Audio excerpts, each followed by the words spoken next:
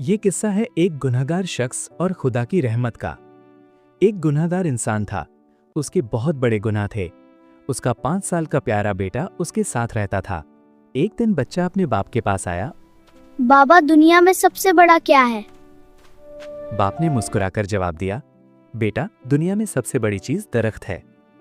बच्चा दोबारा बोला, दरख्त से बड़ी क्या है? बाप ने उसे गले लगाते हुए कहा, पहाड़ बेटा, सबसे बड़ा पहाड़ है। बच्चा ना रुका और पूछता रहा, बाबा, पहाड़ से बड़ा क्या है? बाप ने उसकी गर्दन थामकर मुस्कुरा दिया, आसमान बेटा, पहाड़ से बड़ा आसमान है। लेकिन बच्चा अब भी चुप न हुआ और फिर पूछा, बाबा, आसमान से बड़ा क्या है? ये सवाल सुनते ही बाप का सर झुक गया।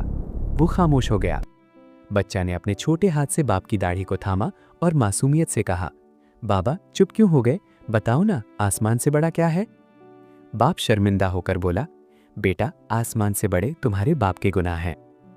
बेटे की मासूम आंखों में हैरत और मोहब्बत थी, लेकिन वो फिर भी खामोश न रहा। बाबा, आपके गुनाहों से बड़ा क्या है? सबसे बड़ी अल्लाह की रहमत है।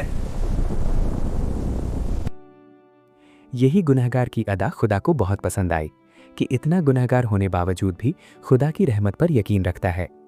और उस गुनहगार ने महसूस किया कि सबसे बड़े दरख्त से बड़े पहाड़, पहाड़ से बड़ा आसमान और आसमान से बड़े मेरे गुनाह, लेकिन मेरे गुनाहों से भी बड़ी अल्लाह की रहमत है। बाप ने अपने गुनाहों पर शर्मिंदगी महसूस की, मगर साथ ही ये यकीन भी पाया कि खुदा की रहमत हमेशा करीब है। वही उसके बख्शे जाने का वसीला बनी।